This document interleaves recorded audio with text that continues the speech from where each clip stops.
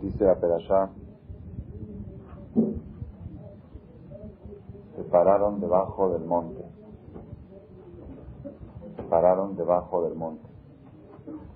¿Dónde está escrito esto? En el momento de la entrega de la Torá, se pararon debajo del monte. Pregunta a la Gemara, ¿acaso se pararon debajo del monte? Pararon a un lado del monte. ¿Cómo debajo del monte? Mikan, Shekafá Aleem, Etahar, Kevijit. Kadosh Baruj Hu levantó el monte de Sinai encima del pueblo judío como una cubeta. Kevijit es como una cubeta. Los levantó y les dijo, si ustedes reciben la Torá, qué bueno. Y si no, ahí será su entierro. Ahí estarán sepultados. Sham Tehe Keurat. ¿De dónde se aprende esto? Porque dice la Torá, se pararon debajo del monte. ¿Cómo debajo? Nadie se para debajo. Al lado del monte, no debajo del monte, sino que la entrega de la Torá fue en un sistema de amenaza absoluta. La reciben, bien, si no ahí quedarán sepultados. ¿Qué les parece la entrega de la Torá? Increíble, ¿verdad? Dice la Gemara en Masejet Shabbat, Daf Pezain, Mikan Moda'a Rabba Loraita. ¿Qué quiere decir Moda'a Rabba Loraita? Moda'a significa lo siguiente. Cuando una persona hace una transacción, una venta, una compra de cualquier propiedad, cualquier objeto, o un divorcio, o un matrimonio, y lo hace forzado y obligado, no es válido. Cuando una persona va a vender una propiedad, tiene que estar en sus facultades y en su decisión absoluta de vender. Ahora, ¿qué sucede con una persona que lo están obligando a hacer una venta? O lo están obligando a hacer un divorcio, a divorciar a su esposa. O lo están obligando a casarse con una mujer. ¿Qué debe hacer esa persona para que esa transacción no sea válida? Si una persona viene después y dice, no, es que a mí me obligaron, no le creemos. No le creemos, porque entonces cualquiera que vende una cosa, mañana va a venir, es que a mí me obligaron. Es de Barim Shevalev, no le creemos. Se hace una moda. ¿Qué es una moda? Se hace una declaratoria. Una declaratoria ante dos testigos. Miren, yo ahora voy a vender esta propiedad, pero yo no la quiero vender. Me están forzando a venderla, estoy bajo una amenaza de muerte y por eso estoy haciendo. Ustedes son testigos que yo les avisé antes de hacer la operación de que yo no estoy interesado en vender esta propiedad, solamente lo hago forzado. Eso se llama moda. Cuando una persona hace esa declaratoria, todas sus transacciones que haga son canceladas, son nulas. ¿Por qué? Porque él declaró con anterioridad ante dos testigos que lo hace forzado por presión y por amenaza. Dice el Talmud de Masejet Shabbat, Mikan Moda'a Rabba Loraita. Tenemos una moda'a para la Torah. Todos los judíos tenemos un justificativo y un pretexto para no respetar la Torah, para no respetar Shabbat, para no respetar Kosher, para no respetar nada. ¿Cuál es la moda? ¿Cuál es la declaratoria? Pasen, por favor. Es buena pregunta lo de Nacer en Ishma. A ver si Hashem nos ayuda a que podamos explicar también este punto, porque es muy importante relacionado con la conferencia. Hay lugar aquí adelante también, por favor, pasen.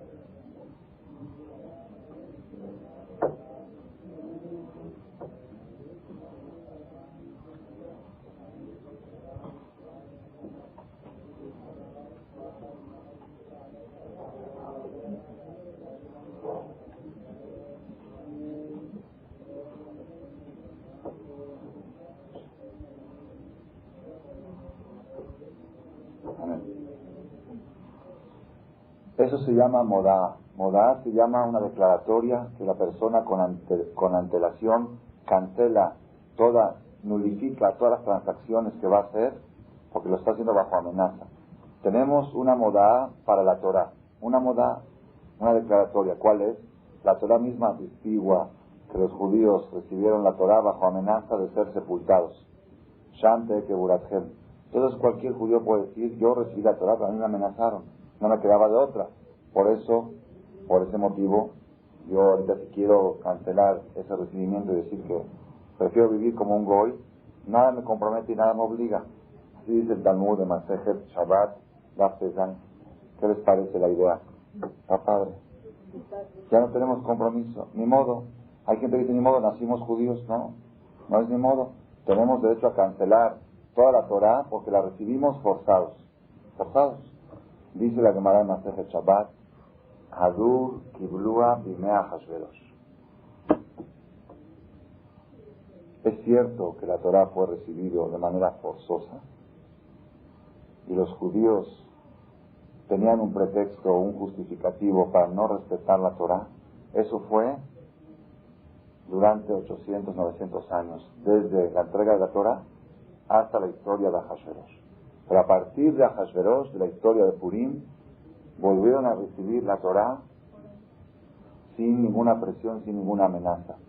¿De dónde aprendemos esto? Porque en la Megilat Esther dice, Kiemu vekibelu a Yehudim. Recibieron y aceptaron los Yehudim, Aleem ve'agaram, sobre ellos y sobre su descendencia, la Torah Job velo Yabor, que esa Torah nunca se va a pasar. Eso quiere decir, una persona que hizo una transacción forzada y después él dijo, aunque al principio estaba forzado, por ejemplo, uno lo obligaron a casarse con una mujer, no se quería casar, y él hizo una declaratoria que él no se quiere casar, lo están obligando, bajo amenaza, pero después de 6 meses o un año dice, pues está buena, ¿verdad? Valió la pena y no sé qué, y si la quiero, pero automáticamente ya es su esposa, no tiene que volver a casarse con ella. Entonces igual pasó aquí con la Torah. Sí es cierto que al principio la Torah entró forzadamente, pero a partir de Ahasverosh, a partir del milagro de Purim, la Torah ya entró con cariño, con amor, y ya ahí sí ya no tenemos ningún pretexto para no respetarla y no cumplirla. Quiere decir, ¿cómo? 800 años. Esos 800 años los judíos podían tener más justificativos para hacer pecados. A partir de ahí ya no, porque ya la recibieron con amor. En otras palabras, si nosotros queremos sintetizar la importancia de las fechas que se aproximan en nuestro calendario judío, a partir de hoy que fue Rosh Chodesh Adar, no el Adar, uno de los logros más importantes que desea cualquier papá, cualquier mamá para sus hijos es poder lograr inculcarle los valores con cariño y con amor, sin necesidad de presión y amenaza. Ese es el gol más grande, la felicidad más grande de un papá, de una mamá, es que sin necesidad de amenazar a su hijo pueda lograr inculcarle los valores.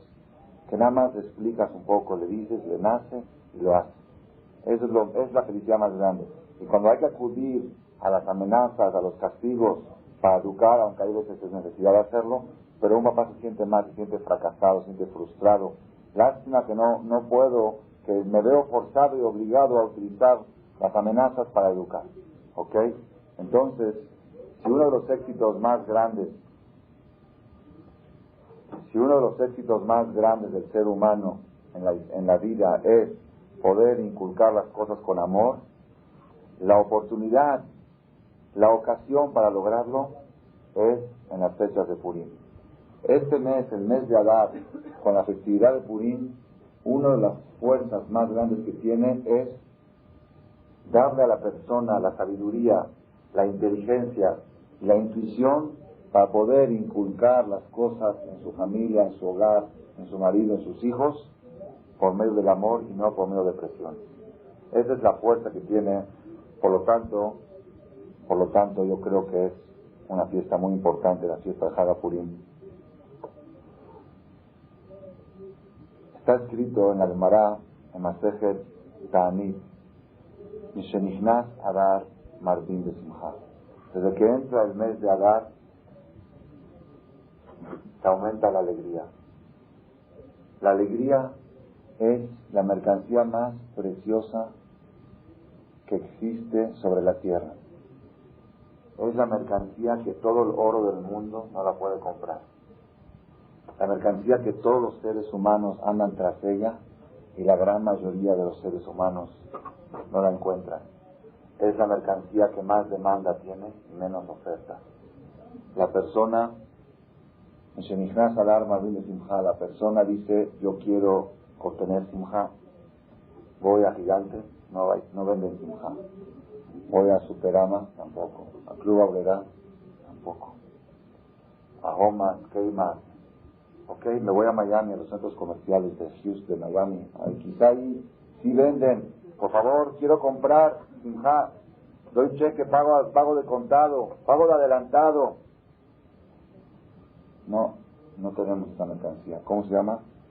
Simja. No, aquí te podemos vender grabadoras, disquetes, cassettes, computadoras, joyas, vestidos, ropas, jitomates, pepinos, todo lo que quieras. Esa mercancía llamada simja, no hay un supermercado que la ofrezca. Y acá los Jajamim nos dicen, si la persona supiera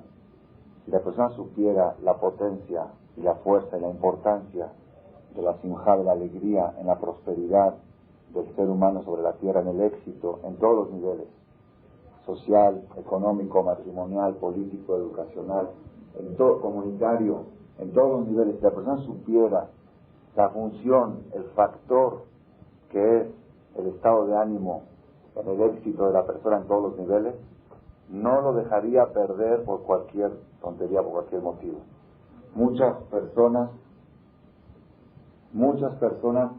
dejan de caer su estado de ánimo por cualquier motivo, por la sencilla razón de que no saben la importancia y el factor que ocupa la alegría en el éxito de la persona. Mishenichnas Hadar, una vez dimos un ejemplo. Si una mujer tiene un collar que ella cree que es de fantasía, que cuesta $50, lo lleva a todos lados.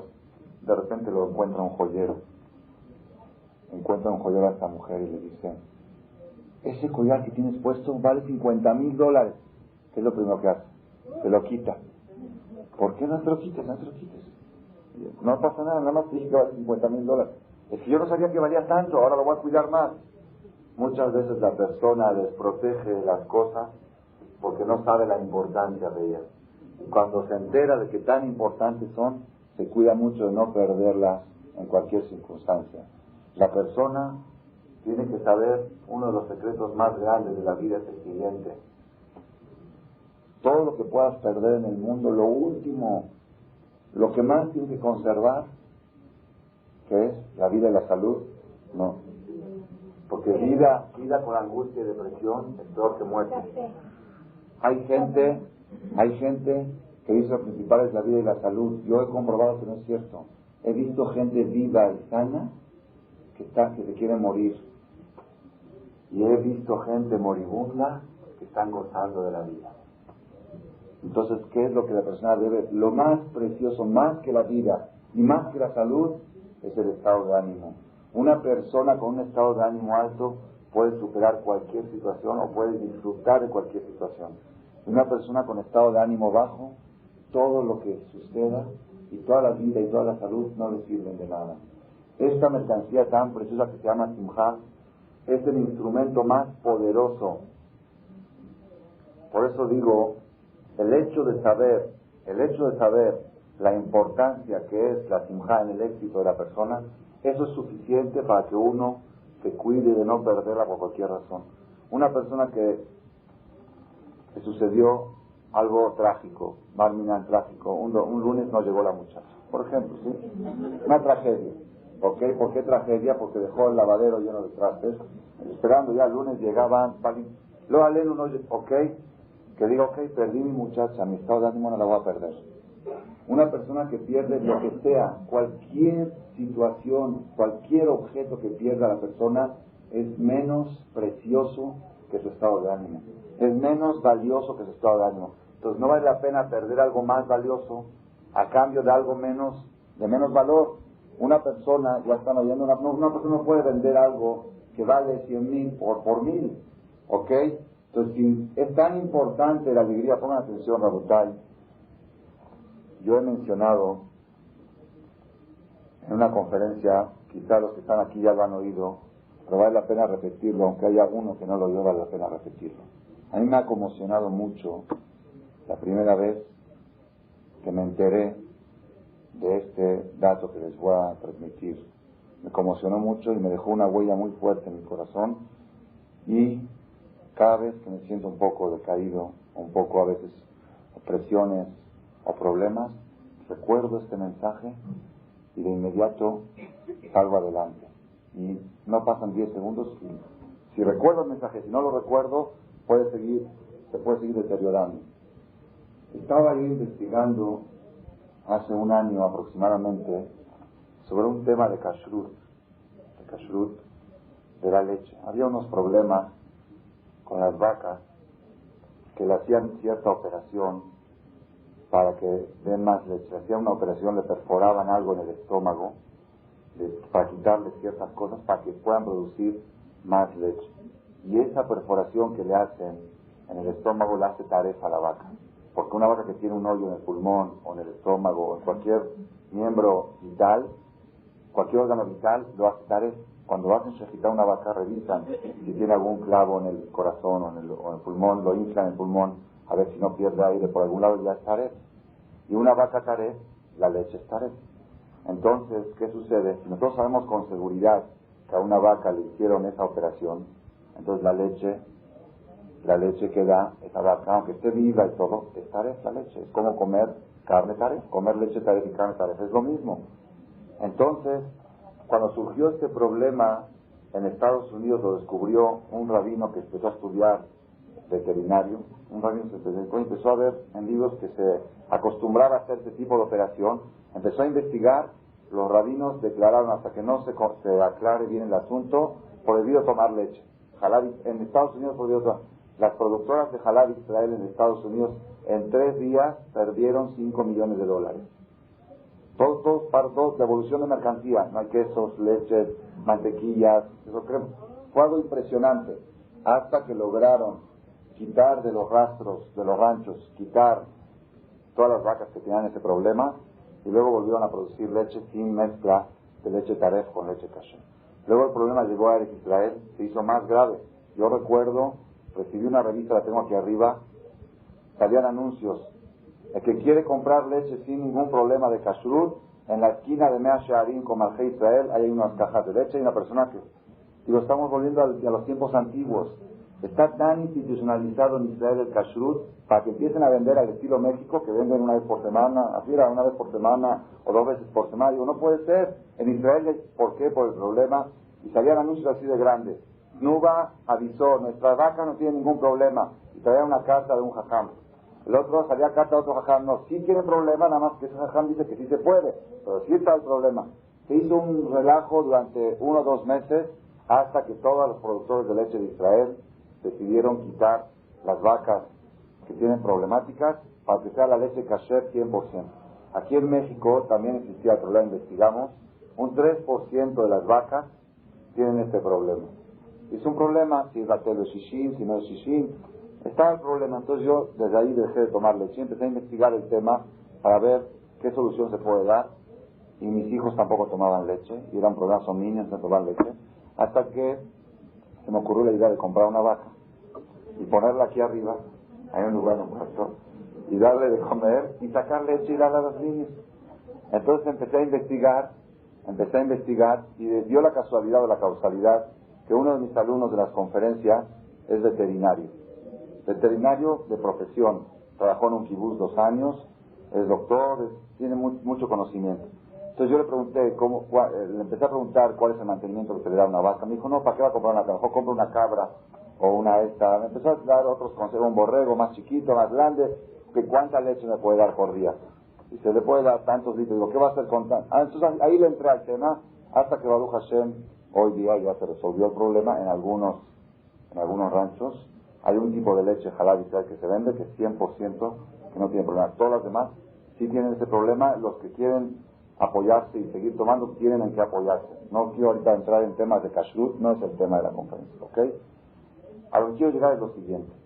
Le pregunté a este veterinario, ¿cuántos litros de leche me va a dar una vaca al día? Entonces me dijo, el promedio internacional es entre 25 y 30 litros al día que da una vaca. ¿Ok? Ok, ya pensé hacer cajetas, otras cosas. Ok, después les digo que iba a hacer con los 30 litros de agua. Y luego me comentó que la campeona del mundo, el récord de una vaca en el mundo, fue en Israel hace X años, que dio 80 litros en un día. Fue el récord del mundial. Pero el promedio, pongan atención, el promedio de las vacas en Israel es el productor número 1 de leche a nivel mundial. En todo el mundo, la productora número 1 de leche es Israel. Tiran miles de litros al mar cada año. En Israel, las vacas promedio producen entre 50 y 60 litros diarios, porque las ordeñan 3 veces al día. En vez de 2 veces al día, 3 veces al día. En México, yo estuve una vez en un rancho, la ordeñan a las 5 de la mañana y a las 3 de la tarde o 4 de la tarde. En cambio, en Israel las ordeñan a las 4 de la mañana, 12 del día y 8 o 9 de la noche. Entonces, de esta manera, ok, la pregunta es, por ordeñar 3 veces al día, no te va a dar más de lo que tienes. Si tú agarras, exprimes un limón, te va a dar lo que tienes, no te puede dar más de lo que tienes. ¿Qué tiene que ver cuántas veces al día la ordeñan? Pongan atención, hay algunos que ya lo oyeron, pero para los que no oyeron, vale la pena que lo oigan. ¿Cuál es el tip? ¿Cuál es el secreto? La patente israelí. Ya saben, los israelíes son muy inteligentes para hacer crecer a un árbol en 3 días, con inyecciones, con cosas. Un árbol que tarda un año lo hacen crecer en un mes. Tienen patentes increíbles. ¿Cómo lograron hacer, con qué inyecciones, qué vacunas lograron darle a la vaca para que produzca el doble de leche de lo que producen en todo el mundo? Pongan atención. Todas las vacas, cuando las ordeñan, pongan atención. La vaca no acepta que la ordeñen, porque la leche de la vaca es para su bebé, no es para dárselo a las personas. La leche es natural, como la leche para su borrego. Entonces ella se enoja, entonces la tienen que meter a fuerza, la meten con empujes, le meten choques eléctricos, les amarran las patas, para que no pataleen, y a veces tienen lastimado donde sale la leche, la ubre y sufren y patalean. Todas las vacas cuando dan leche están de mal humor. En Israel las meten a ordeñar con música de fondo. Con música de fondo. Es algo que hasta que no lo pregunté a 3 personas que estuvieron en Kibbutzim, no lo podía yo creer. Música de fondo ponen a las vacas. Y eso hace que la producción sea el doble. El doble de producción. Entonces pongan atención, Rabotai. Si la vaca que no tiene alma, que no tiene neshama, que es puro cuerpo y material, solamente tiene instinto, si la vaca puede, con un estado de ánimo de alegría, puede producir el doble de su producción, ¿cuánto puede producir un ser humano con un estado de ánimo alto? ¿Qué porcentaje de producción? Yo creo que 100 veces más. Si una vaca puede dar el doble, un ser humano puede dar 100 veces más, porque la vaca no tiene neshama, el ser humano tiene neshama. El alma, el potencial humano es ¿cuántas veces más que el potencial del animal? Muchísimo más. Y si en el animal se duplica al 100%, en el ser humano se duplica quizá 1000%. Entonces tenemos que saber una cosa, Rabotai. El instrumento más poderoso que tiene el ser humano para lograr el éxito en la vida es la simja, la alegría. La alegría es el instrumento más potente. Si llega un niño de la escuela y trae bajas calificaciones, tú lo pones de mal humor, ¿qué lograste? Que el mes que viene te traiga peores calificaciones. Hay veces hay que regañar, hay que reprochar, pero lo más importante que debe de preocuparse un papá por sus hijos es conservar su estado de ánimo. Si tu hijo tiene un buen estado de ánimo, tiene 10 veces probabilidades de tener éxito más que si está angustiado, deprimido y presionado. Ese es un musar muy importante, la función que cumple la alegría, la simjá, en el éxito, en la prosperidad del ser humano. Hombres, mujeres, niños, matrimonios, sociedades y comunidades. El éxito de ellos depende de este factor llamado simjá. Y otra vez surge la pregunta que todos nos preguntamos. Ya nos cansamos de oír la importancia de la simjá, pero todavía no hemos encontrado el supermercado donde comprar. ¿Por qué en la Torah te dicen la importancia de la simjá y no te dicen cómo hacer para obtenerlo. Ok, yo a partir de hoy decidí, si la simjá es tan importante, la alegría es tan importante para el éxito en todos los niveles, a partir de hoy voy a estar sameach todo el tiempo. ¿Ya? ¿Así? ¿Suficiente? ¿No? Luego, ok, en la campanita se oye muy bien. Se oye muy bien. Mishenichnas Adar Marvin Besimcha. Todos lo sabemos. No hay alguien tiene duda. Mishenichnas Adar Marvin Besimcha. No es ninguna novedad. Sin embargo, yo ayer en la noche, ok, empezó el mes de Adar. Ayer en la noche empezó Adar, fue el primero de Adar. 3, 4, 5 horas. Luego, pues ya, un problema, acaba un problema ya. ¿Qué pasó Adar? Y ya pasaron 24 horas desde que entró Adar. Ya hubo muchas cosas que sucedieron en esas 24 horas. El día de Rosh Chodesh Adar, el de ayer, fueron 2 días de Rosh Chodesh, me paré en la mañana y dije, Mishenichnas Adar Marvin Besimcha. Ok, ¿qué hay que hacer? Hay que hacer algo. ¿Qué? Marvin Besimcha. ¿Y qué hago? No sé qué hacer. Dijo, hoy voy a despertar yo a mis hijos. Fui en las 6:30 de la mañana, metí la grabadora, puse música, se puse a cantar y a bailar, niños a la escuela, vamos. ¿Qué pasó, papi? Marvin Besimcha, jodes, todo me borás. Hay que hacer algo. No, Marvin Besimcha, ahí no es filosofía. Uno quiere, ok, ¿qué se hace para Marvin Besimcha? ¿Qué se hace? Rabotay, ustedes saben que el hombre, una de las personas de nivel espiritual más alto que tuvo el pueblo judío en la historia, ¿quién fue? Después de Moshe Rabbeinu, David Amelech. David Amelech, el Tehilim, el Salmo que hizo David Amelech es Ruach HaKodesh. Ruach HaKodesh quiere decir inspiración divina. Cada palabra y palabra que dijo David Amelech en Tehilim no es una poesía que David Amelech le salió y la escribió, no, sino tuvo una inspiración divina, Ruach HaKodesh. Si el Tehilim no estuviera escrito con Ruach HaKodesh, no puede ser parte de la Biblia. Todo lo que es Tanaj, todo lo que es bíblico, Esrim Darbat y Fre Kodesh, 24 libros de la Biblia, que es Bereshit, Shemot, Vaikra, Gad, Devarim, Yoshua, Shoftim, Shmuel, Melachim, Shira Shirim, Kohelet, todos los libros que son bíblicos son escritos palabra por inspiración divina. Quiere decir que Dios le dictó, así como Hashem le dictó a Moshe personalmente la Torah, a los profetas les dictó, no personalmente, sino en forma de inspiración, en forma de sueño, les fue inspirando palabra por palabra el Salmos y el Tehilim de David Amelech. David Amelech escribió el Tehilim con Ruach HaKodesh. ¿Cómo? Sí. Yo le quería preguntar, ¿qué quiere decir Selah? ¿Selah? ¿Qué significa Selah?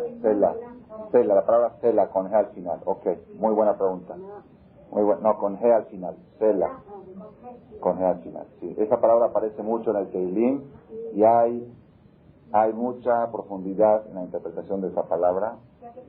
Sí, es una palabra que se han escrito muchos capítulos para analizar esta palabra y no han llegado a una conclusión exacta de la palabra Selah. Dicen que todas las explicaciones que dieron, la palabra Selah es mucho más que eso, ¿ok? Pero Selah literalmente lo acostumbramos a traducir como una forma de eterno, algo eterno, eternamente. Pero no es suficiente. Hay lugares donde no va, se debe aplicar de otra manera. Selah se aplica como una cosa afirmativa. Ok. El Tehilim fue escrito con Ruach HaKodesh. David Amelech, David el rey de Israel, para poder escribir el Tehilim, para poder inspirarse y recibir la inspiración divina para recitar los salmos, ¿qué necesitaba? Un arpa. Dice el pasuk, el versículo en el profeta, Be'ayá kenagen amenagen, bateía labia Hashem. Y fue cuando tocaba la música,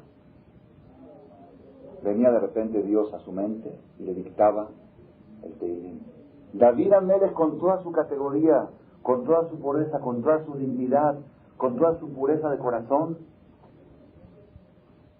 si le faltaba esta condición, este requisito, le faltaba un poco de elevación de estado de ánimo, no podía recibir. Necesitaba, y aquí hay una novedad muy grande, que aunque venga esa inspiración por un instrumento extraño y ajeno a la persona, que es un arpa, o una música que oye uno en una grabadora, también, si eso lo inspira a uno, puede en ese momento recibir Ruach HaKodesh. Quiere decir, ¿a qué quiero llegar? El éxito en todos los niveles.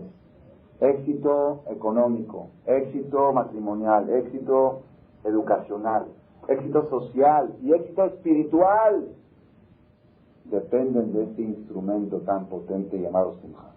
Entonces volvemos a la pregunta básica de la noche. ¿Cómo se obtiene ese instrumento? ¿Cómo se adquiere? ¿En qué supermercado se adquiere? Esta pregunta se me ocurrió ayer y estuve pensando mucho en ella. ¿Por qué tanto hablamos de Simha y no encontramos el supermercado donde se adquiere? Llegué a la siguiente conclusión.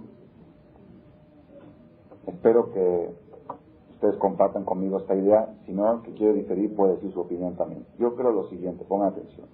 Si los Jajamim nos dijeron Mishenichnas Adar Marbim Besimha, desde que entra el mes de Adar, Marbim Besimha. ¿Qué quiere la palabra Marbim? ¿Qué es Marbim? Aumentar. Literalmente, Harbe quiere decir mucho. Pero la palabra Harbe viene de la raíz Rab. ¿Qué es Rab? Rab es crecer.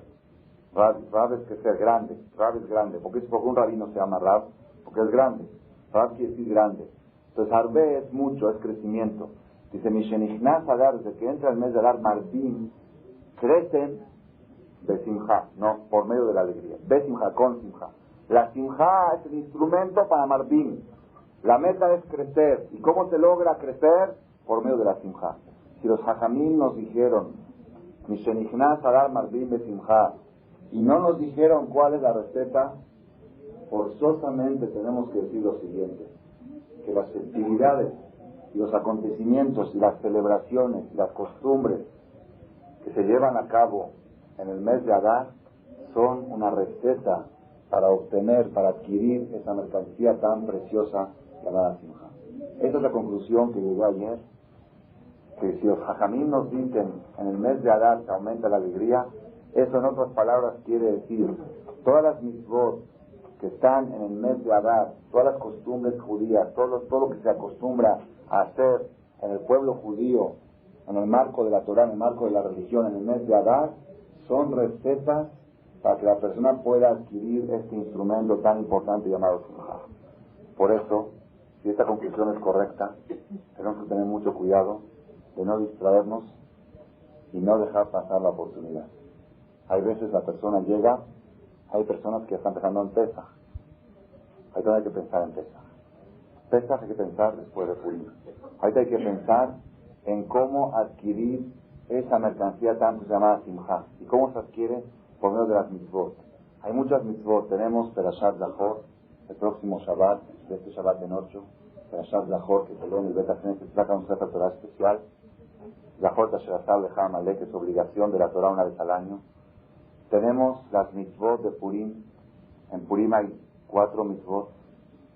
Una mitzvah es lectura de la Megilá en la noche y en el día, es obligatorio en la noche y en el día, más importante la del día que la de la noche, a contrario de lo que cree mucha gente, que en la noche todos van a oír y en el día algunos no van a oír. El día es más importante que en la noche. Esa es la primera mitzvah, Megilat Esther. Tenemos mitzvah de Mishloach Manot, mandar regalos a compañeros. Tenemos mitzvah de Matanot Lavionim, a los pobres. Tenemos mitzvah de Seudat Purim, hacer Seudat en Purim con carne y con vino, y los hombres emborracharse. ¿Ok? Son mitzvot de este mes. Yo creo que si nosotros nos dedicamos a cumplir y a respetar estas mitzvot, a entenderlas y a identificarnos con ellas, podemos decir que estamos entrando en el supermercado de la Simha. En realidad, todos entran al super, todos. Nada más que algunos entran con dinero y otros entran sin dinero. Los que entran con dinero salen cargados de mercancía. Los que entran sin dinero vieron cómo otros compran, pero saben, nada más se enteraron de lo que hay, pero no se llevaron nada con ellos. En realidad todos los Yehudim entramos en el mes de Adar en el supermercado de la alegría. Ahí está exhibida la Simha. Aunque algunos ven la mercancía y pasan de largo. Entonces dicen, no, esta mercancía la quiero comprar, es que no me alcanza el dinero. A ver cómo le hago. Tengo que hacer el esfuerzo para obtener esta mercancía preciosa llamada simjá, llamada alegría. En base a esta conclusión, Bezrat Hashem, vamos a dar la conferencia de hoy y la conferencia del próximo miércoles sobre una de las mitzvot de Purim, que es una de las mitzvot más importantes. Todas son importantes. En el año pasado dimos una conferencia, en total dimos 3 conferencias sobre Purim, explicando la congruencia que hay entre estas 4 mitzvot, cómo estas 4 mitzvot juntas provocan la receta ideal para, vamos a llamarlo, el antídoto contra la angustia y automáticamente la adquisición de la alegría. Que quiere adquirir esos cassettes, uno se llama Mes de la Alegría, otro se llama El Mensaje de Purim. Son 3 cassettes en total que hablan cómo congruen las mitzvot de este mes para atacar el virus de la angustia, el virus de la tristeza, de la depresión. Pero este año vamos a dedicarnos a concentrarnos en una de las mitzvot, de las más importantes de este mes. Vamos a tratar de analizarla, identificarnos con ella. La mitzvah de Megilat Esther. Megilat Esther es una mitzvah de oír la Megilá la noche de Purim, en el día de Purim. Por supuesto, todos entendemos que la mitzvah no es nada más oírla. Claro que básicamente hay que oírla. Y oírla hay que oírla de una Megilá que será hecha con pergamino. Una Megilá escrita en fotocopia no sirve. Una Megilá escrita con pergamino, por un sofer, igual que un Sefer Torah, aquí está escrito palabra por palabra, letra por letra, con todos los detalles de cada letra. ¿Ok?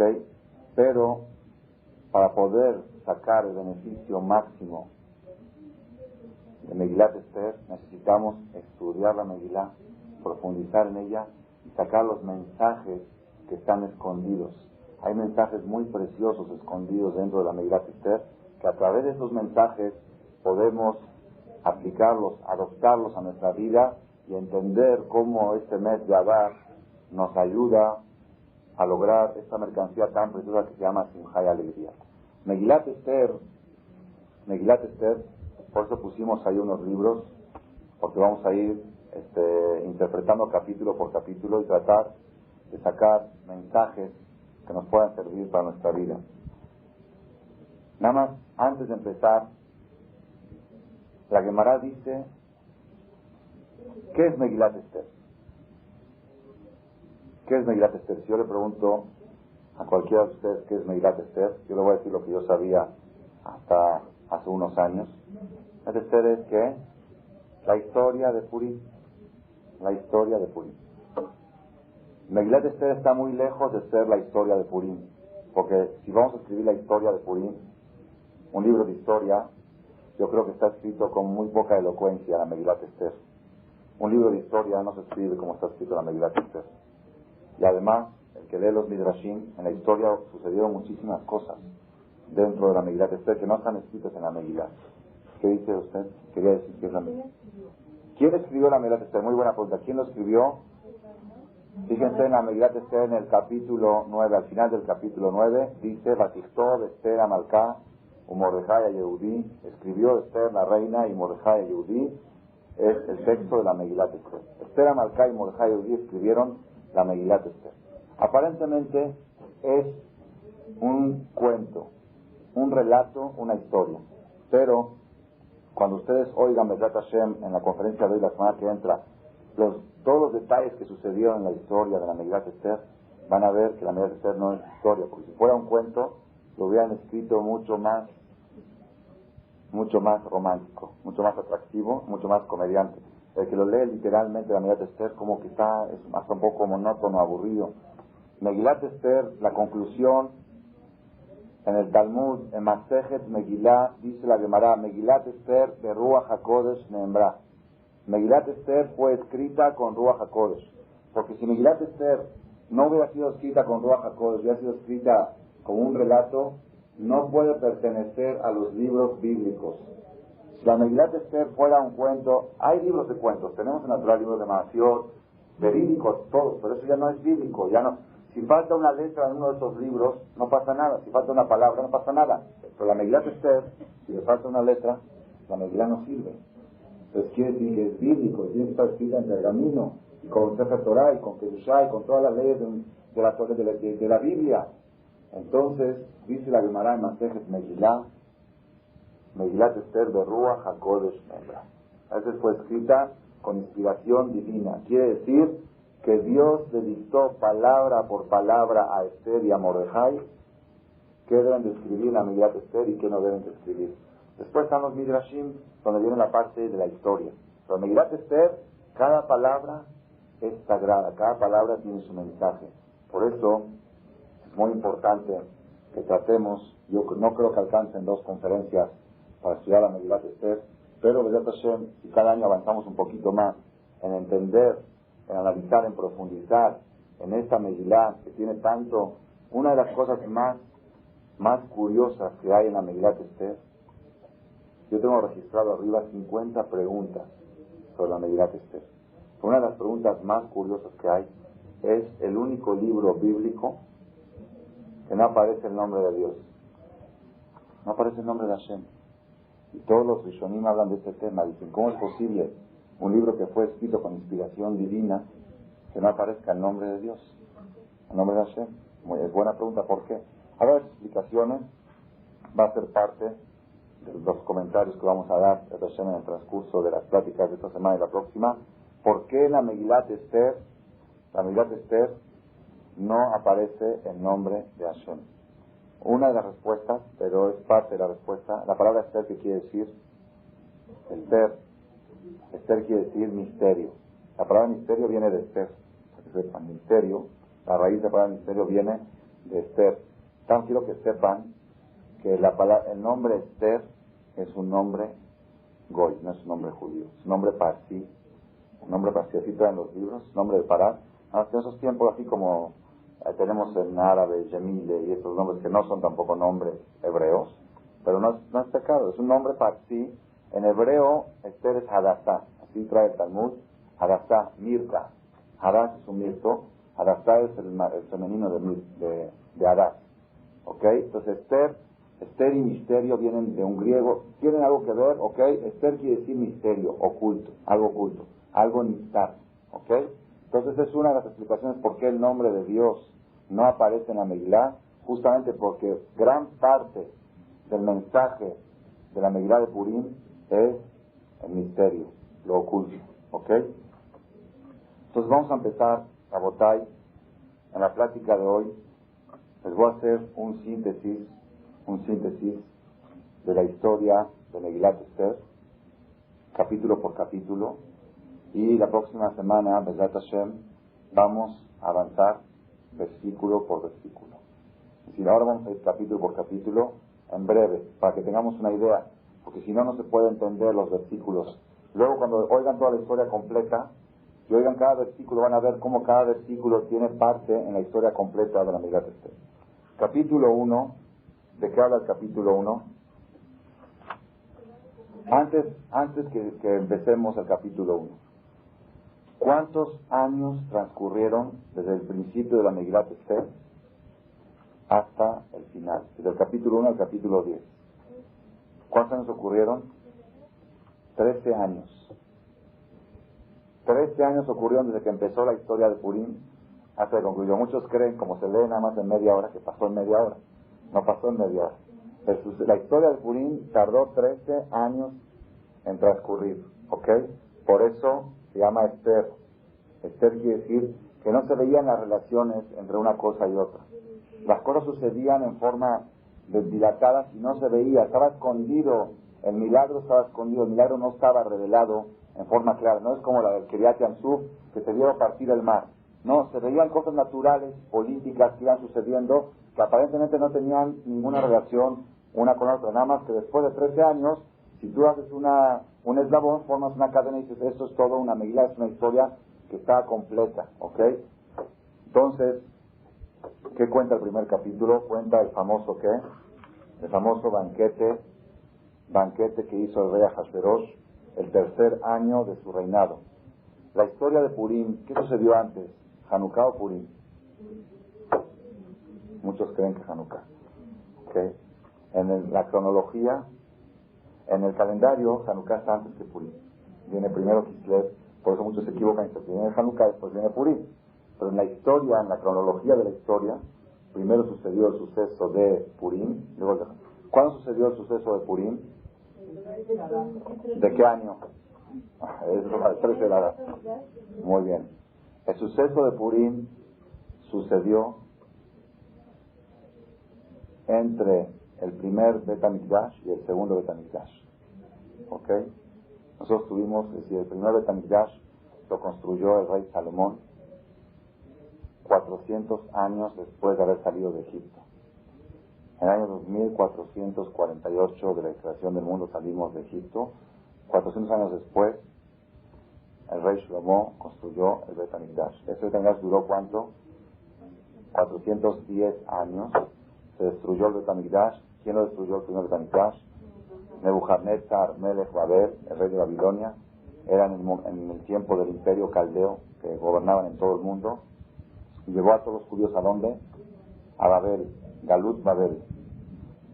Después de 10 años de la destrucción del Bet HaMikdash,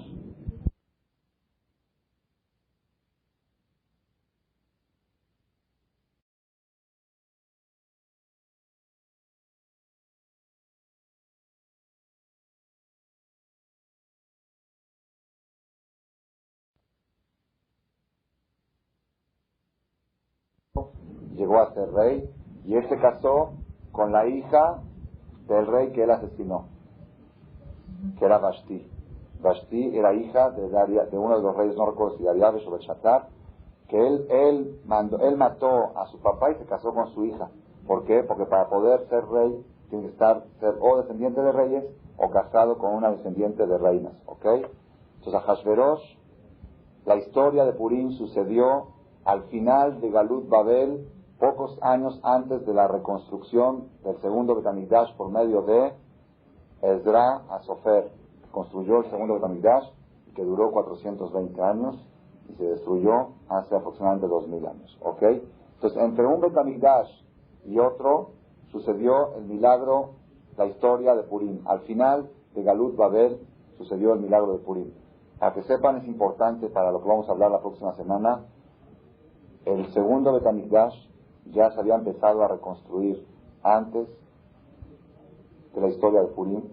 El rey Koresh, había un rey, Koresh, dio autorización a que los judíos construyan el Bet HaMikdash en Jerusalén y aportó dinero de la caja del gobierno persa, porque los Parsim respetaban más a los judíos que los babilonios, y ellos supieron de que los babilonios cayeron por haber destruido el Bet HaMikdash. Los babilonios cayeron en manos de los Parsim por haber destruido el Bet HaMikdash. Entonces dijeron, si eso es lo que nos dio la fuerza, vamos a apoyar la causa. Y el gobierno empezó a apoyar la causa. Luego los goín que vivían en Jerusalén no vieron con buenos ojos la reconstrucción del Bet HaMikdash y acusaron a los judíos, difamaron, calumniaron a los judíos de que estaban programando una rebelión en contra de Koresh, en contra del rey de Persia.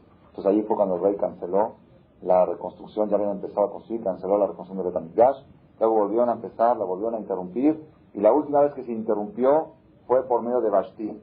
Vashti, que era descendiente de los reyes de Babilonia, le dijo a Hashverosh, ¿tú vas a construir lo que mis abuelitos destruyeron? Que de ninguna manera, no acepto. Tú eres rey porque yo soy reina. No acepto que construyas.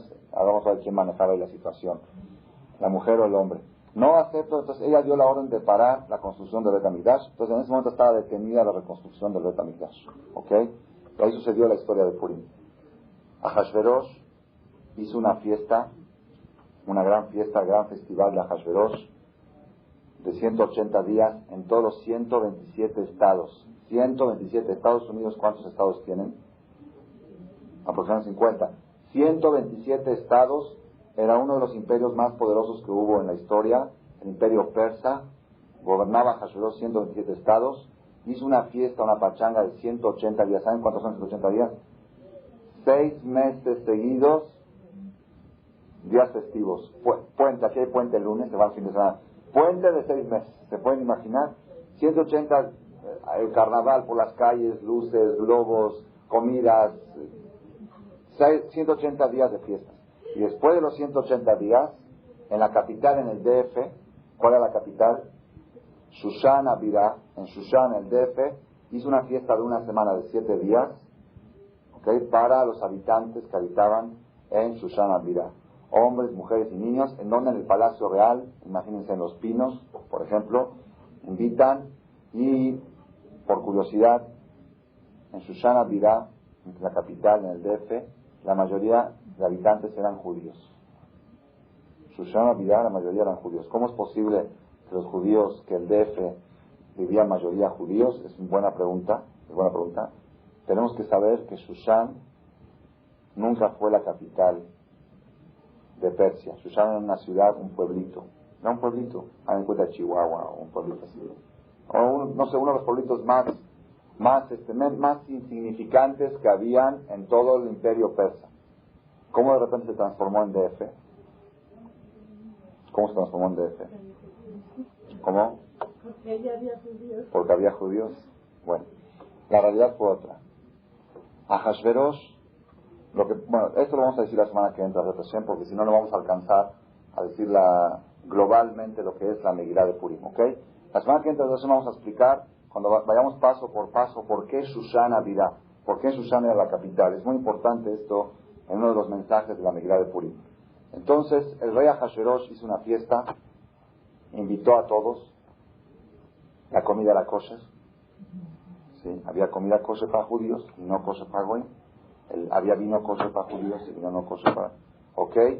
Y en una fiesta de mucha alegría, Mordejai, a Yehudí, advertía a los judíos que no deben de asistir a esa fiesta. Los judíos no pueden convivir con goyim en lo que le llaman pachangas, en fiestas, en esas cosas. Y los judíos decían que Mordejai era un sangrón, era un fanático, que tiene de malo si la comida es kosher y todo es kosher. Y además va a haber exhibición, museo. ¿De qué? De los Kelim del Bet HaMikdash. Por primera vez en la historia, después de que se destruyó el Bet HaMikdash, los judíos van a poder ver lo que sus papás y abuelitos les contaban, que había una menorá y que iban a exhibir. ¿Quién no va? Hasta pagamos la entrada para ir a ver los Kelim del Bet HaMikdash. Y aparte van a dar comida gratis, y en Los Pinos, en el Palacio Real, ya estamos bien con el gobierno. Los Yehudim se dejaron llevar por la tentación, por la curiosidad, asistieron a la fiesta. Mordejai gritaba que era pecado, ¿ok? Después, en esa fiesta famosa fue la destitución, la decapitación de la esposa Vashti por no aceptar una petición muy sencilla de su marido. ¿Qué le pidió al marido? Nada. Delante de 127 ministros de todos los estados y decenas de miles de personas, nada más le pidió que venga desvestida, sin ropa. Nada más eso. Y no le hizo caso, estaba en Mejnun. ¿Cómo pues no hizo caso? La llevó al tribunal. Rayomer Amelech Jajamim reunió a todo el tribunal, nada más no había busha, no había vergüenza. Reunió al tribunal para juzgar a la reina por no aceptar una cosa tan humillante que le estaba pidiendo. ¿Ok? ¿Y cuál fue el consejo del tribunal de Persia? Es decapitación. Le van a cortar la cabeza y para que aprendan todas las mujeres a hacerles caso a su marido. ¿Están oyendo cómo se educa a las mujeres? Así trae la azot. Así dice que cada mujer tiene que aprender. Mejor a Nashim y todas las mujeres van a aprender a respetar a sus maridos de Migadol, de Azkatán. Y mandaron libros, mandaron cartas a todos los 127 estados que a partir de hoy cada hombre tiene que ser el que lleva los pantalones en su casa. Dios que dice Rebetó, Umdaber Kishon Amos. Si se casa un gringo con una mexicana, tiene que hablar en gringo. Se casa el idioma del hombre. Así, Umdaber Kishon Amos, así es. ¿Por qué? ¿Y quién dio este consejo? ¿Quién lo dio? Amán. Memujan es Amán. Amán dio este consejo. ¿Por qué? Dicen que Amán era peluquero. Amán, de su oficio, era peluquero. ¿Cómo llegó a ser ministro del rey? Tenía una esposa muy faine que lo fue subiendo hasta que lo llevó a la política hasta arriba. Pero él tenía una discusión con ella en qué idioma hablar. Ella venía de Amalek. Él quería que hable en Amalek, ella era persa. Y él venía de Amalek, que quería que hable en Amalequí. Estaban en discusión entre ellos. Vio la oportunidad Amán, salió una ley de gobierno que cuando el hombre es de un idioma y la mujer es de otro, hay que hablar en el idioma del hombre. Y eso Amán logró cortándole la cabeza a la reina. ¿Ok? Para que veamos el tipo, con el tipo de gente que estábamos tratando. El Talmud dice que Ahashverosh, Melech Tipesh, y Ahashverosh era un rey tonto. ¿Por qué? Porque era un rey tonto. Mató a su esposa por consejo de su amigo y a su amigo por consejo de su esposa. A su íntimo amigo, mató a su esposa por el consejo de su íntimo amigo y mató a su íntimo amigo por consejo de su esposa. Entonces era un hombre que no era firme. Un día podía matar a su esposa por su amigo, un día podía matar a su amigo por su esposa. ¿Ok? El segundo capítulo cuenta el primer concurso de belleza que hubo en la historia. El primer Miss Universo fue en el capítulo segundo de la Milat Esther. Concurso de belleza, trajeron mujeres vírgenes para buscar una mujer apta para Ahashverosh. Tenía que la mujer estar 12 meses de maquillaje y chiquearla 12 meses para que llegue después de 12 meses de maquillaje y preparación ante el rey. La probaba una vez, si le gustaba se la volvía a llamar, bien, si no, ya que se vaya a su casa. ¿Ok? Y ahí en ese concurso, ahí viene la historia, ahí aparece Mordejai Yehudí con Esther. ¿Qué era Esther de Mordejai? Cada año el mismo error. ¿Qué era Esther de Mordejai? Aparte, su esposa es Machlok, que su esposa. Lo que es seguro que era. ¿Sobrina? ¿Quién dijo que era sobrina? ¿Dónde dice que era sobrina? Badodo, ¿qué es Badodo? Hija de su tío, ¿es su sobrina? Hija de su tío, ¿es su sobrina? Su prima. Hija de su tío, es su prima. ¿Desde cuándo hija de su tío es su sobrina? Dice, y Esther Badodo. Esther bat Abihail dod Mordejai. Abihail era dod Mordejai y Esther era bat Abihail. No hay duda, Esther era prima de Mordejai, ¿ok?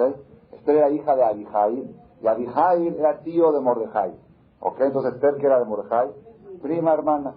Después de discusión, como era huérfana, si Mordejai la adoptó como hija o la adoptó como esposa, es una discusión del Talmud, pero físicamente, ¿qué eran? ¿Qué relación tenían? Era su prima hermana.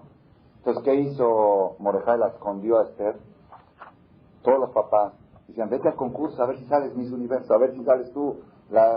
Y Mordejai decía, escóndete que no te vean. Ahí se ve también un mensaje muy fuerte, la diferencia que hay entre Am Israel. Y lamentablemente sucedió que la encontraron a Esther, no se pudo esconder, la encontraron, se la llevaron, y Esther tenía una orden de Mordejai de no comentar su identidad. No comentar su identidad. Lo gira Esther etamave morata. ¿Por qué? ¿Por qué motivo Esther le ordenó a Mordejai? Pues Mordejai ordenó a Esther que no cuente su identidad judía. ¿Por qué motivo? Hay varias explicaciones por qué motivo. ¿Ok? La semana que entra vamos a explicar también por qué motivo. Una de las explicaciones es que un judío en la política es muy peligroso. Un judío en la política hace una falla y luego no lo matan a él. Es contra todos los judíos. Entonces, como había el peligro de que caiga ella en la política, que entra y llega a ser reina, entonces que no cuente que es judía. Sin embargo, dice que Esther no comentaba. ¿Por qué no comentaba? Que Mordejai si va a leer Shelotagid. Porque Mordejai, su marido, le dijo que no cuente, no contaba. ¿Ok?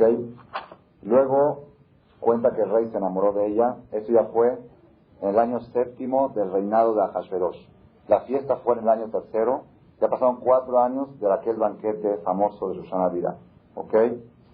Luego viene la historia de, en breve, cómo Mordejai a Yehudí salvó la vida del rey Ahashverosh. Mordejai pertenecía al Sanedrín.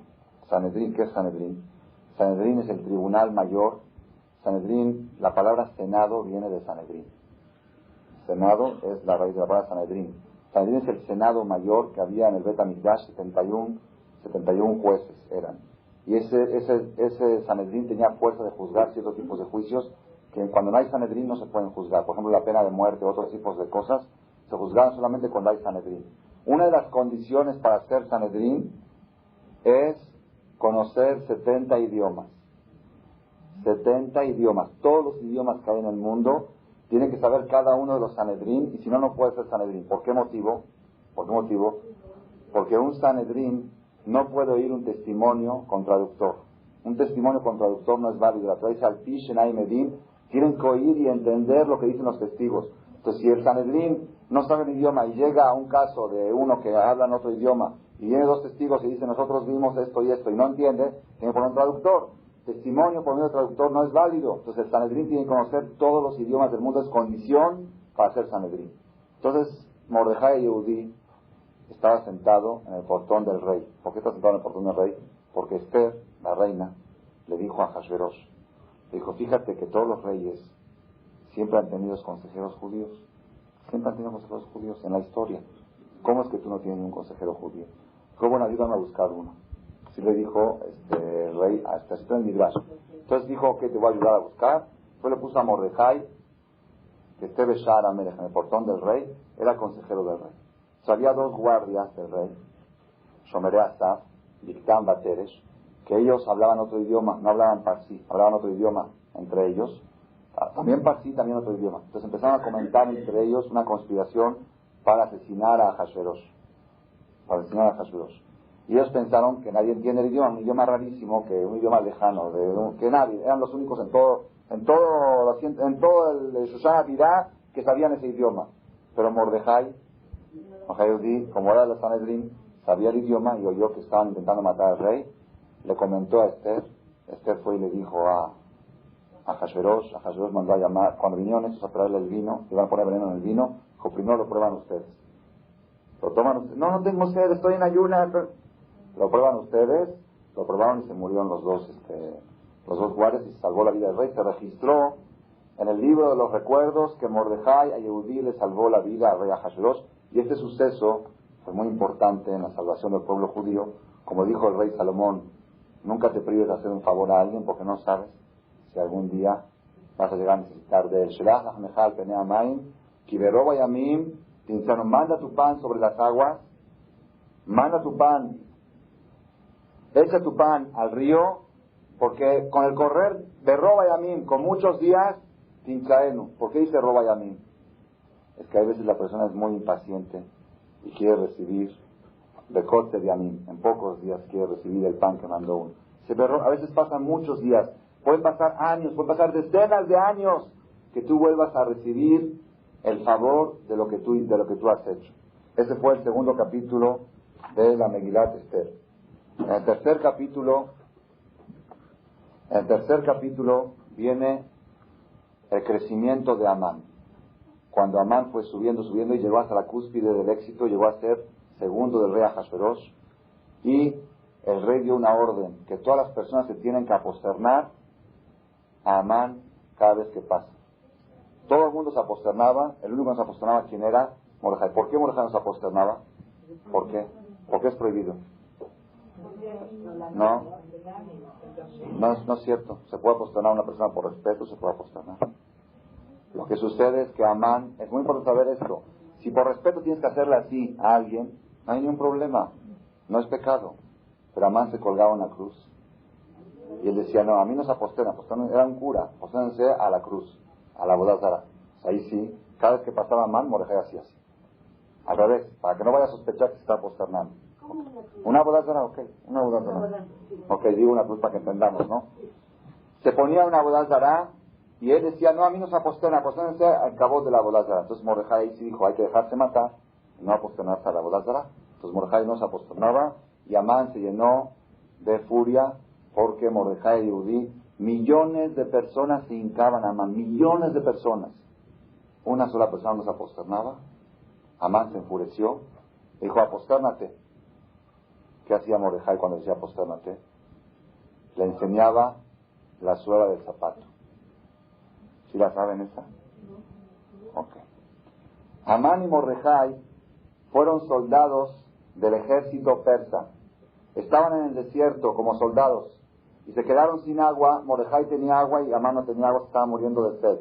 Le dijo Amán a Mordejai, mucho antes, años antes, le dijo Amán a Mordejai, dame agua de la que tienes. Dijo, no, mi vida está antes, dame, a ver, los dos juntos vamos a salir adelante. Dijo, bueno, ¿qué me vas a pagar por el agua? Dijo, no tengo dinero, ¿qué te voy a dar? Dice, bueno, me vendo de esclavo a ti, si tú me salvas la vida, yo soy esclavo tuyo. Dice, bueno, vamos a firmar un contrato. No había papel y pluma. Entonces agarraron en la suela del zapato, que era de madera, hicieron el contrato de esclavitud, que Amán se vende de esclavo eterno a Mordejai por haberle salvado la vida, por haberle dado el agua. Tenía firmado en el zapato. Cada vez que pasaba a Amán, le decía a Mordejai, para abajo. Mordejai le hacía así. Enseñaba la suela del zapato y el otro se enchilaba más. ¿Ok? Hasta que llegó a la conclusión. ¿Qué conclusión llegó? Ya no puedo soportarlo más a Mordejai. ¿Qué voy a hacer? Lo voy a matar a Mordejai. ¿Esa fue la conclusión? Si hubiera sido esa la conclusión, no existía la historia de Purim.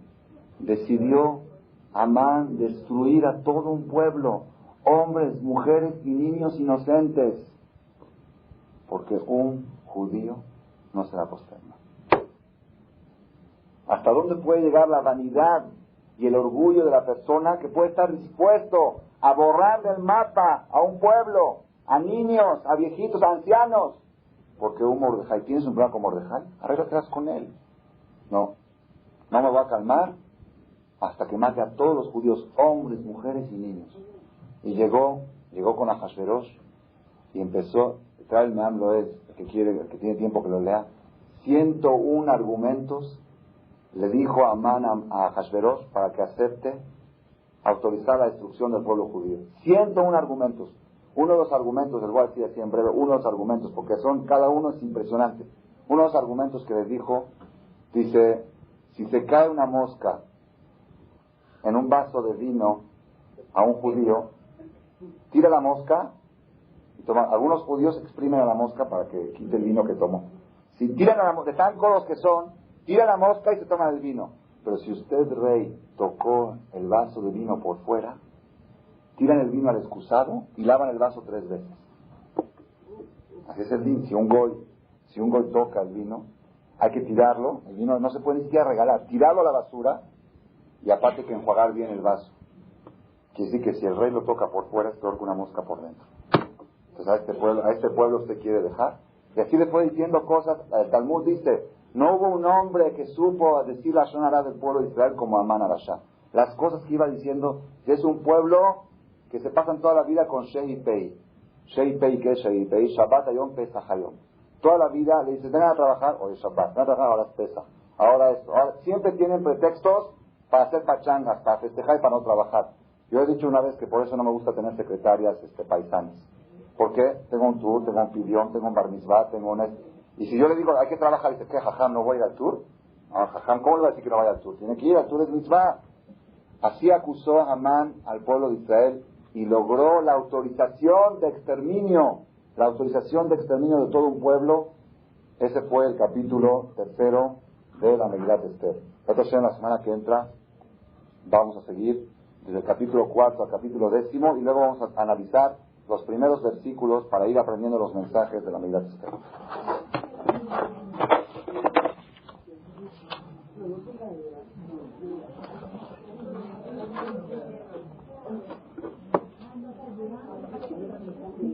Estas Megilot Esther que se encuentran aquí tienen una falla que le falta una hoja en la página 43. Entonces por eso algunos tienen fotocopia que la aumentamos luego. El que se la quiere llevar se la puede llevar, pero que sepan que están falladas. Por eso no vaya a ser que vayan a leer con ellas y les falte una hoja. ¿Ok? Pero ya mandamos a editar una nueva edición, la 43. No, en todas les falta, si está equivocado, faltó una hoja. Está la página, pero... Ok. Pero tiene que estar, esta sería la 44. En vez de ser esta, tiene que ser esta. ¿Ya me entendió? Es un error en la edición. Entonces la semana que entra ya mandamos a imprimir con corrección y redacción. Un comentario. Yo cada vez me paro en la mañana y como voy a manejar, le digo así.